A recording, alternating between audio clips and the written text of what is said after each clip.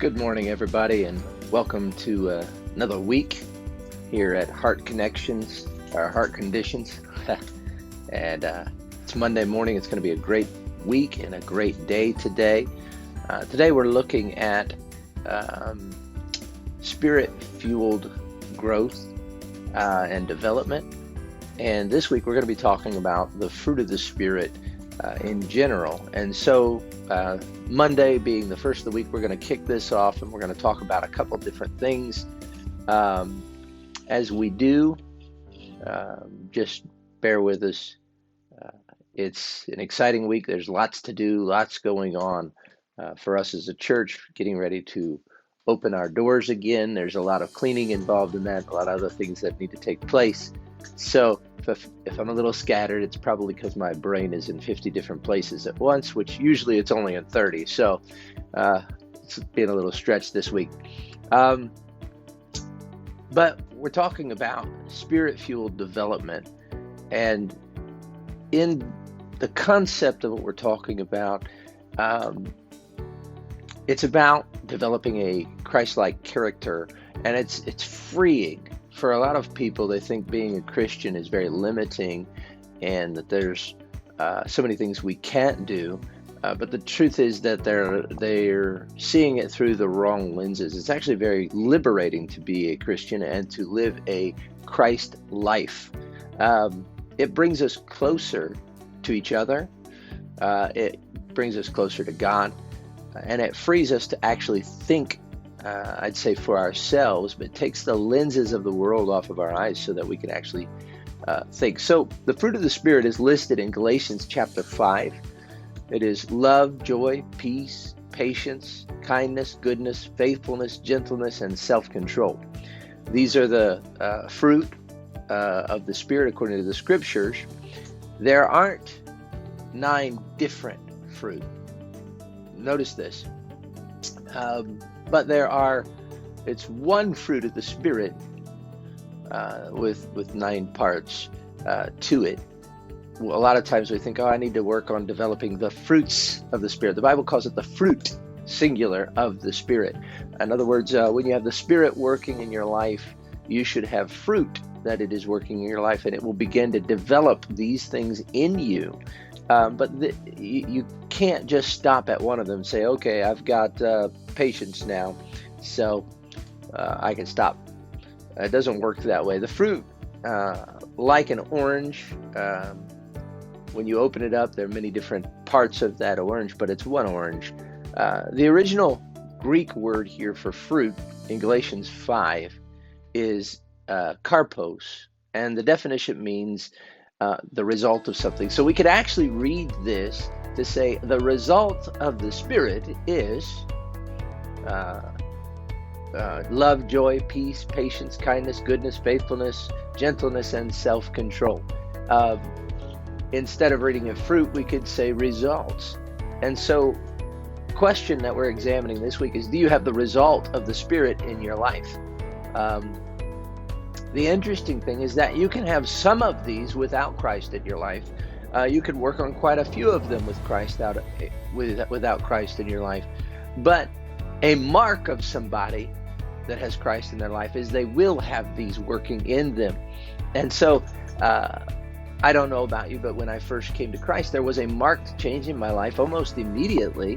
I can't say I was perfect in all of these areas, but when the Holy Ghost filled me, I began to love, probably for the first time in my life. I began to find joy and peace and patience and kindness and goodness, and started to learn self-control. I can't say I was perfect at any of them. We need to develop fruit in our life and continue to grow them. But it is important to understand that when you are born again, these things take root, or the seed is planted and they begin to grow in you. And it is our job to develop them. Now, here's something I've always said when it comes to the fruit of the Spirit. We got a lot of people running around wanting to be used in the gifts of the Spirit, and that means not just the gifts of the Spirit as far as working miracles and that, but also wanting to be pastors, ministers, teachers, preachers, and all that. If you don't have the fruit of the Spirit in your life, you don't deserve to use the gifts of the Spirit. Can you? Yes. Will it destroy your life? Absolutely. And so we need to put special attention on the fruit of the Spirit. Why do they mention the fruit of the Spirit in the Scriptures? The 5 verses preceding the fruit of the Spirit, it mentions sinful acts. It talks about sexual immorality, impurity, idolatry, hatred, jealousy, fits of rage, selfish ambition, and drunkenness. These are called the works of the flesh. Isn't it interesting that we have works of the flesh versus fruit of the Spirit in our life? In fact, Galatians 5:17 says the flesh desires the things that are contrary to the Spirit, and the Spirit is contrary to the flesh. The bottom line of this is that you can be led by the flesh or you can be led by the Spirit, but you cannot be led by both of them at the same time. Are you walking according to the flesh or are you walking according to the Spirit? We need to understand that our go-to method of living and acting ought to be the fruit of the Spirit, not the works of the flesh. And yet many times we will try to live for God out of the flesh, and the fruit of the Spirit become dormant in us. And so this week, as we are talking about developing the fruit of the Spirit, we're talking about liberating ourselves from the works of the flesh so that we are free to live for God in an everyday life. The most beautiful part is in verse 23. It says, there is no law against the fruit of the Spirit. That means you can do all of them. You can do them liberally. You can be involved in them. There's no limits. We love that as humans and human nature. We love not having limits put on us. Although I did have an interesting thought the other day, being a bit of a nerd, a computer program without parameters doesn't work.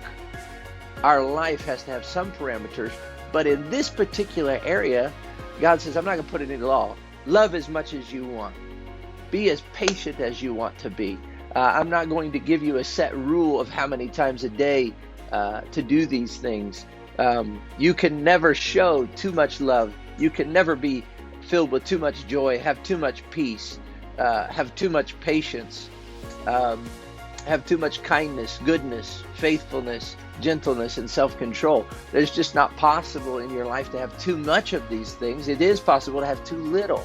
And so for today, as we go into each of these 9 parts of the fruit of the Spirit, or the working of the Spirit in our life, the development of it, we want to understand that we are working to grow these things. It's like a seed. When you plant it in the ground, you put that seed down in the ground, it begins to grow immediately, and it grows up, hopefully a tree. Whatever you planted hopefully grows.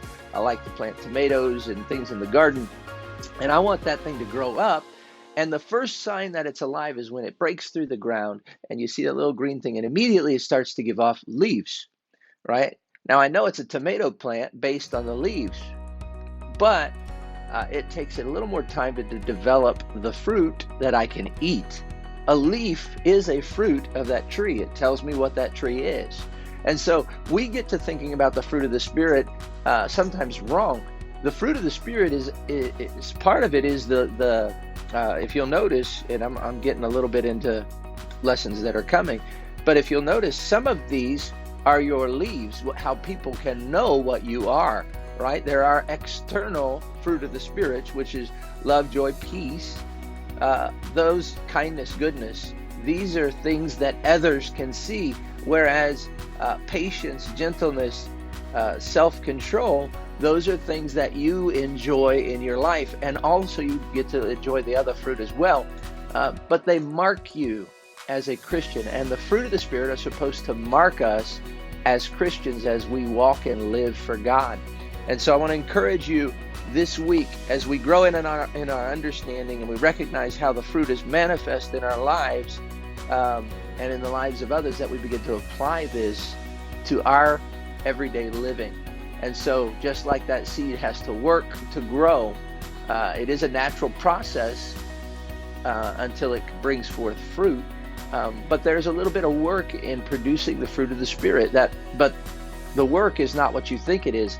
We focus on having those in our lives, and actually the work is done in connecting with God, being intertwined with His Spirit, and so then the fruit begin to flow freely and naturally, rather than we're sitting here working to love. Oh, I gotta love this person. I don't like people, but I gotta love them.